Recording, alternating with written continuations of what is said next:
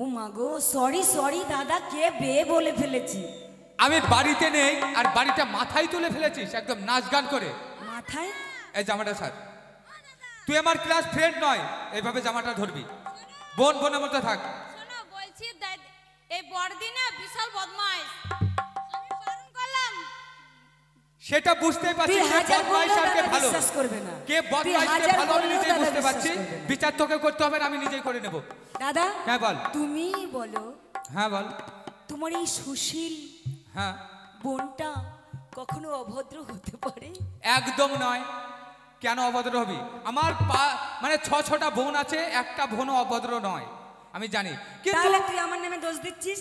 দাদা বাড়ি থেকে যা, শোন, কি করি দেখবি। একটা কথা বলবো, যেমন পড়াশোনা করছিস, লেখাপড়ার দিকে একটু মন দে, সামনে পরীক্ষা, তারপরে পরীক্ষা নিয়ে টেনশন করো না, আমরা প্রত্যেক বছর পরীক্ষা ভালোই দেই, শুধু রেজাল্টটাই খারাপ আসে। এর জন্যই তো আমার গ্রামে লোকের মুখে কথা শুনতে হয় যে তোমার ছটা বোন আছে, খুব ভালো, খুব ভদ্র, শিক্ষিত, কিন্তু ফেল করে।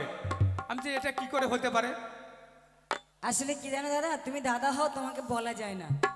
স্কুলের স্যার যদি অল্প বয়সের হয় তো ফেল করবে না তো কি তাহলে করবে? অবশ্যই স্কুলের যে হেড মাস্টার সেই তো অল্প বয়সে, তা তার প্রেমে পড়তেই ওই পারে। জন্য আমরা হ্যাঁ, ইচ্ছে সে করে অবশ্যই। ফেল করি। ঠিক আছে, যেমন লেখাপড়ার প্রয়োজন তেমন আনন্দ ফুর্তিরও প্রয়োজন। সত্যি শোন। কথা কি বলবো দাদা? হ্যাঁ বল।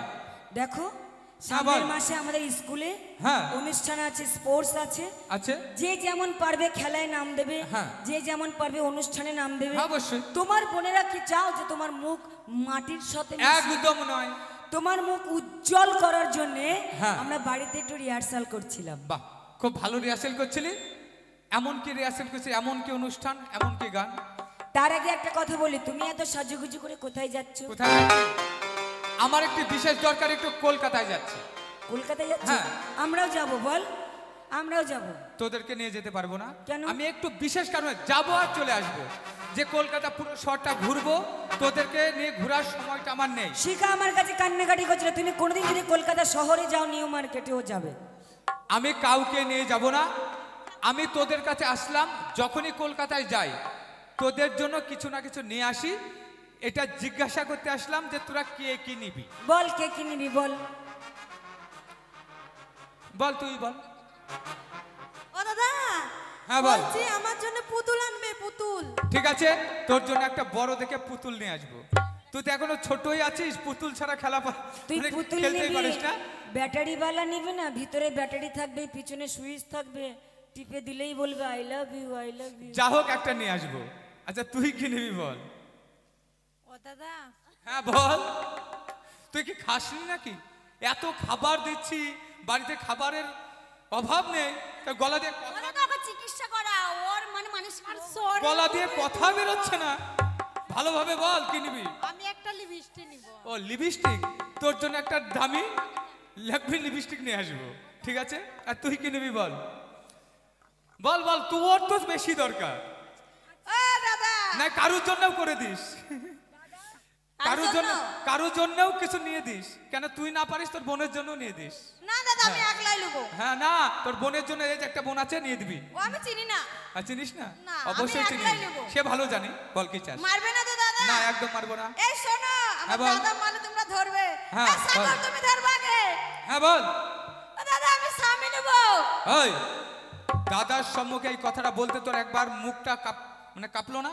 না। একবার উচ্চারণটা করতে একবার মুখে বাঁধলো না না। যে স্বামী নেব? ও দাদা আমি স্বামী নেব।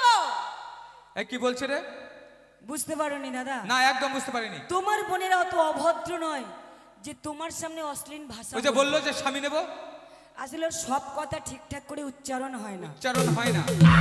তুমি জানো পড়াশোনায় ভালো, যতই বাড়িতে দুষ্টুমি হ্যাঁ। করুক, আর দুষ্টু ছেলেমেয়েরাই পড়াশোনায় ভালো হয়, বলো? সে তো হয়। ও বলেছে কি জানো, কি? ও একটা স্বামী বিবেকানন্দর মূর্তি নিয়ে ওর ঘরে টানিয়ে রাখে। ও বাহ, আমি বুঝতে পারিনি। ওই স্বামীটুকু বলেছে বিবেকানন্দ সামনের সিজনে বলবে। ওরা সামনের সিজনে বলবে। ঠিক আছে, তোর জন্য একটা বড় দেখে স্বামী বিবেকানন্দের ফটো নিয়ে আসবো। তুই ভক্তির শ্রদ্ধা করে সকালবেলা কলেজে যাবি। হ্যাঁ দাদা, আর ঠিক কারোর বলেছো। জন্য উপকার করবি। হ্যাঁ দাদা, হ্যাঁ। ঠিক আছে। আচ্ছা তুই কি নিবি বল। আমি একটা মোবাইল নিব। হ্যাঁ, তোকে তো মোবাইলের প্রয়োজন, মাঝে মাঝে ভেতর থেকেও কাউকে ফোন করবি, দাদার আড়ালেও ফোন করবি, ঠিক আছে? দাদাকে তো ফোন করবি না, আড়ালেও ফোন করবি কাকে, দাদা কিন্তু মোবাইল কাউকে দিবি না। আমি যেটা ধরা আনতে পড়ে যাবে বলবো যে। সেটা ওদের সামনে বলা হ্যাঁ, যাবে বুঝতে না। পেরেছি। এদিকে এসো। হ্যাঁ বল। আজকে 24 পরগনা থেকে এসেছি, হ্যাঁ, রাস্তায় কোথাও সুযোগ পাইনি, কোথাও পান আর সুপারি নিয়ে আসবে। ব্যাস কথা দিলাম, যদি বাজার ঘুরে যদি পাই, মানে এমন জিনিসের কথা বললি সব জায়গায় মেলে না, যদি পান সুপারি পাই তোর জন্য কথা দিচ্ছি। বললাম ওদেরকে বলো না, নিয়ে সেই আসবো। জোরে জোরে বলছো। না, আমি জোরে জোরে বলি, আসতেই বললাম, তোর জন্য নিয়ে আসবো। দাদা তুমি আচ্ছা, এক্ষুনি শিখা- চলে যাবে? ওই যে শিখা আছে বাকি, ও শিখু, সব বোনকে আছে, ওই বোনটাকে বাকি রাখবো? ও ছুটকি। ওর মনে দুঃখ লাগবে না? ও শিখু বলো, বল কি নিবি? ও দাদা, তুমি জানি তো আমি বেশি দুষ্টু, আমি পাড়ায় পাড়ায় ঘুরে বেড়াই, হ্যাঁ। মানুষের সঙ্গে ঝামেলা করি, হ্যাঁ, করি। বৌদির সঙ্গে মিশামিশি করি, মিশামিশি করিস। অনেক বন্ধু আছে, একদম। আমি এরকমই, আমি হ্যাঁ। আমার মতো। হ্যাঁ। ও দাদা জানো তো দুঃখের কথা কি বলবো? হ্যাঁ, কি বল? জানো আমার পাড়ার বৌদিগুলোই জানে আমার কষ্টটা বোঝে। এই বোনটা হাসছে। ও বৌদি একটু বলো। হ্যাঁ, বল। সাপোর্ট করো মাইরি, তোমাদের মুখ আমি দেখতে পাচ্ছি না বৌদি। হ্যাঁ, কি নিবি তবে বল? হাতের ইশারা করে বুঝে নেব। হ্যাঁ, কি নিবি ও বল? দাদা জানো তো রাতের বেলায় ঘুমিয়ে থাকি। হ্যাঁ, শোনো না, দূরে দূরে বলাচ্ছ কেন, কাছে এসো। না না, আমি দূরেই থাকবো, তুই বল কি নিবি, আমি কাছে যাবো না। ও দাদা জানো তো এইভাবে ছিঁড়ে গেছে, এইভাবে ছিঁড়ে গেছে, আরে ছিঁড়ের মাঝখান দিয়ে ঢুকছে, ঢুকছে আবার বেরোচ্ছে, বেরোচ্ছে। আবার ঢুকছে আবার বেরোচ্ছে, এখানে কামড়াচ্ছে ওখানে কামড়াচ্ছে সেখানে কামড়াচ্ছে। আচ্ছা বলো তো সারা সারা রাত যদি আমাকে কামড়ায় তাহলে কি আমার ঘুমটা হবে বলো? এমন কি ঢুকছে আর এমন কি বেরোচ্ছে আর এমন কি ছিঁড়ে গেছে বল? আরে দাদা তুমি বুঝতে পারো না, সব তোদের কিছু কোনো অভাব রাখিনি, এমন কি জিনিস ছিঁড়েছে সেটা বল। আরে বাবা আমার মশারিটা গোল হয়ে ছিঁড়ে গেছে, ও। আর ওই ছিঁড়ের মাঝখান দিয়ে মশা ঢুকছে আর বেরোচ্ছে, এখানে কামড়াচ্ছে ওখানে কামড়াচ্ছে সেখানে কামড়াচ্ছে। মানে আর যদি মশারি- সারা রাত কামড়াই একদম আসবে না। বৌদি বলে হবে? হবে না। তোর তুমি মশারি- আমার জন্য কলকাতা থেকে একটা মশারি এনে দেবে। তোর মশারিটা ছিঁড়ে গেছে সেটা আগে বলিসনি যে দাদা আমার মশারিটা ছিঁড়ে গেছে, মশা ঢুকছে কামড়াচ্ছে, এনে দিতাম। ঠিক আছে, কথা দিচ্ছি নিয়ে আসবো। এই দেখ শোন এই শঙ্কর, মল্লিকা, বাড়ির তুই সব থেকে বড়, তোর উপরে দায়িত্ব দিয়ে গেলাম, বাড়ির দায়িত্ব সব তোর। এই 5টা বোন যদি কোনো অন্যায় করে তুই শাসন করবি, আর যদি না পারিস আমি ফিরে আসবো, আমাকে বলবি, আমি শাসন করব। আমাকে কল করতে হবে, মোবাইল আমার কাছে নেই। এই বোনটাকে কল করবি, মোবাইল ওর কাছে আছে, ও সব জানে মোবাইল সম্বন্ধে, একে কল করবি। ঠিক আছে, আসছি, টাটা, বাই বাই। দিদি দাদা শিখু। চলে গেল। দিদি এ শিখু, বলো। দেখ দাদা তো আমাদের কথা শুনলো না, দাদা চলে গেল। আজ যে দাদার জন্মদিন, তার আয়োজন কর, রাত্রে দাদা ফিরে এলে আমরা কেক কেটে সেলিব্রেট করব। তাই হবে, চলো তাহলে আমরা আনন্দ করতে করতে যাই। এই চাংড়া ছেলের ঘুম কেড়েছে টুম্পা সোনা, কচি কাঁচা ছোট বড় সবাই দিবানা, আরে কি আগুন জ্বালাইলে বুকে জ্বলে নেভে না, কলিজাতে দাগ দিয়েছে টুম্পা সোনা, আদর করে বলে দুটো হাম্পি দে না।